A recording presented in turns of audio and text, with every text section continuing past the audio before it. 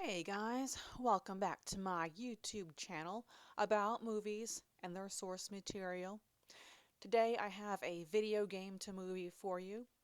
It is Mortal Kombat 2, 3, and a little bit of 4 all blended together into Mortal Kombat Annihilation. Historically, the conversion of game lore into a movie rarely works out into anything better than a silly popcorn flick. And this isn't the case. Mortal Kombat Annihilation is the video game play acted out by the actors, and the up-leveling to the final challenge of the game is just very loosely connected with a little dialogue. And it also has almost all the playable characters' special moves and even the fatalities.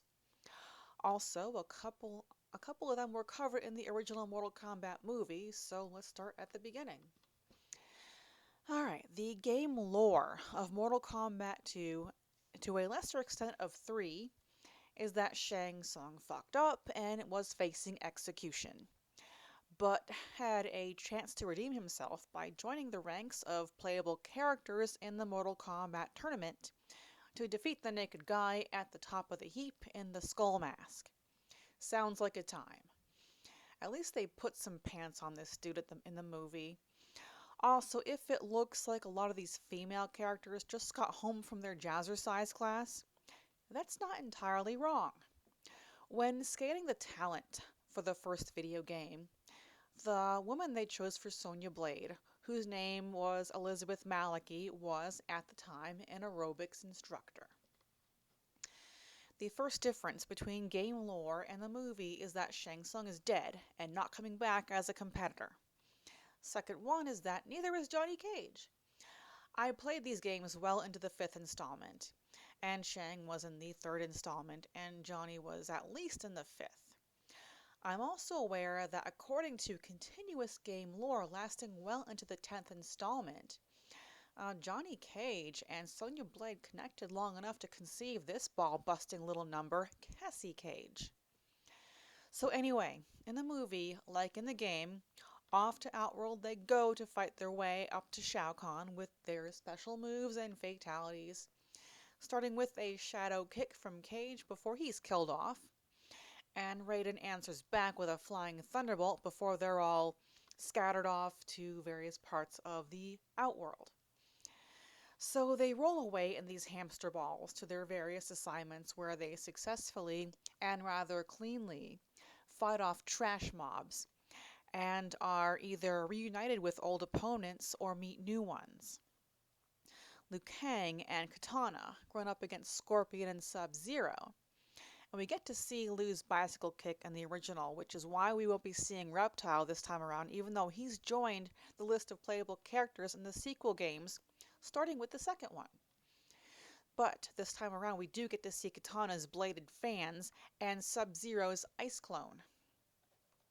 Next, we see where Sonya wound up after she and Raiden separated. She finds Jax in a lab with his reinforced arms from the 3rd video game installment, and they get a flash mob to deal with led by either Cyrax, Sector, or Cabal, one of the 3 cyborgs from the 3rd video game installment. And at the end of the well-choreographed fight, Sonya improvises her fatality by blowing a flammable substance into an open flame. On their way out of this lab, they are ambushed by Melina, but she's gone before we get to see that freaky face of hers. Liu Kang also meets up with Nightwolf from the 3rd installment of the game to explore his animality. Other appearances made from the 3rd installment also include Sindel, who looks like Lily Munster dressed up for step aerobics, and brings along her special moves like her intense scream and violent hair flip. There's also the female of Goro's species named Shiva, but better animated than Goro in the previous movie, and the centaur dude whose name I do not remember. All of them very close, if not exact replicas of the video game characters. There's also the inclusion of the in-game random encounters from the 2nd installment of the game with Jade and Smoke. And then there's the final showdown between the contenders and Shao Kahn right after a predictable plot twist that he and Raiden are brothers in a dysfunctional elder god family, or both of them, in a CGI fail just as tacky as the ones from The Golden Child, where Shao Kahn turns into some kind of cryptid, while Liu Kang brings his fatality to the table where he turns into a dragon and bites off the upper half of his defeated opponent. And then the sun is shining and the birds are singing until the next tournament for the fate of humanity. So that is it for Mortal Kombat Annihilation. Thank you for watching, and to help me keep this channel growing, you know the drill, and I'll see you next book and movie.